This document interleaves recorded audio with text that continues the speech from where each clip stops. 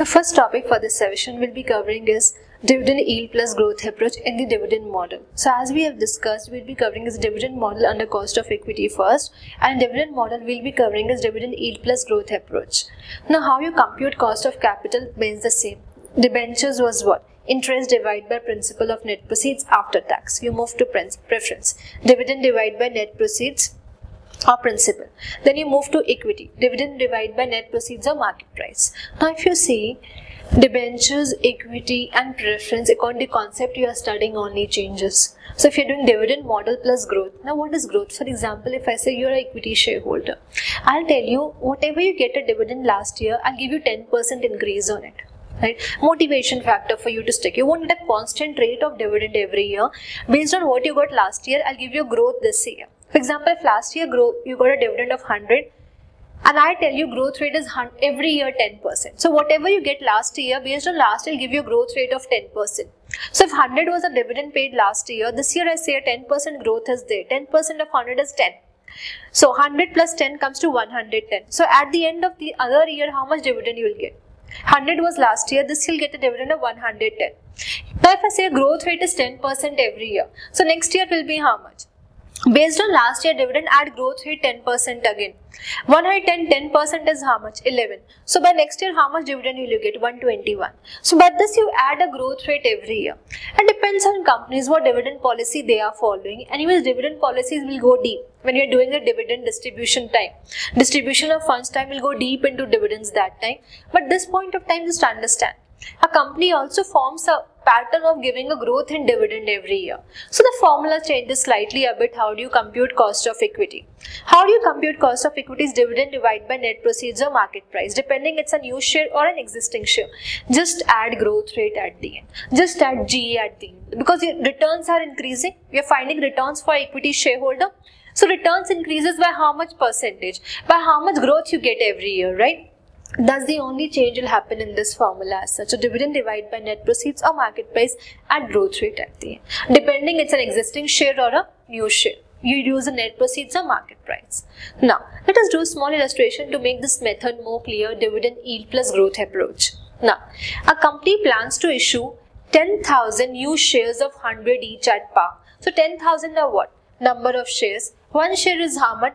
Rupees 100 each. The flotation cost is expected to be 4% of the share price. Now, what do you mean by flotation cost? Cost of issue. The initial cost which is incurred when the share is issued. So, how much it is? 4% of the share price. How much is one share? 100 rupees. So, 4% of 100 gives you how much? 4 rupees is the flotation cost. Company pays a dividend for rupees 12 per share initially, and the growth in dividend is expected to be 5%. How much the company pays? 12 per share initially. So 12 rupees is the dividend which is paid in the before, and how much is the growth happening? 5%. Compute the cost of new issue of equity shares. So let us do the first part only. Now see, they won't tell you which model it is all about. When you read the illustration, you should know which model they are talking about.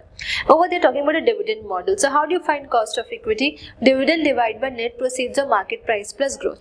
Very clear, it's a new issue, so dividend divided by net proceeds at growth rate. How much dividend they are paying? 100, 4% of the share price, and one share is 100 rupees. So 100 rupees into 4% gives you how much? 4. So how much is the dividend? Is how much? 4% is the flotation cost. So flotation cost, if I say 4% of the share price, if one share is 100, flotation cost is 4%. So 100 into 4% gives you 4. 4 is a flotation cost, right? See what all is given to you. So we got one fill in the blank. Flotation cost is 4 rupees. Company pays a dividend of rupees 12 per share initially. So how much is the dividend over here? Dividend over here is 12. So how much we got dividend? 12.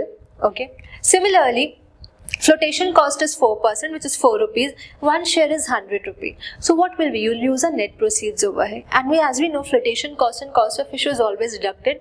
Deduct 4 rupees from 100. So 100 minus 4 gives you how much? 96. So 12 divided by 96. As growth rate need to be added at the end, at growth rate of 5% at the end.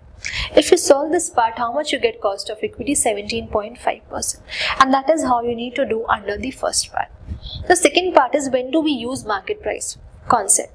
Now let us understand the second part. If they say the current market price of a share is rupees 120, calculate the cost of existing equity share capital. Now if you see nothing else is going to talk about existing market price which is being traded in the market. In the stock market, what is the market price of a share?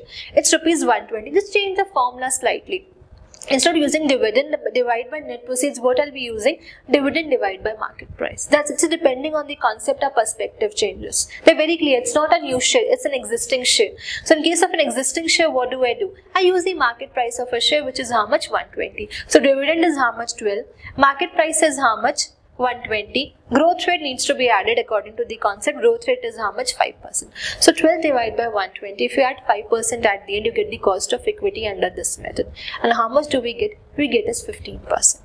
That's how you do. See, they won't tell you which method to do. You should understand it's a dividend earning, it's growth without growth, and based on that you continue.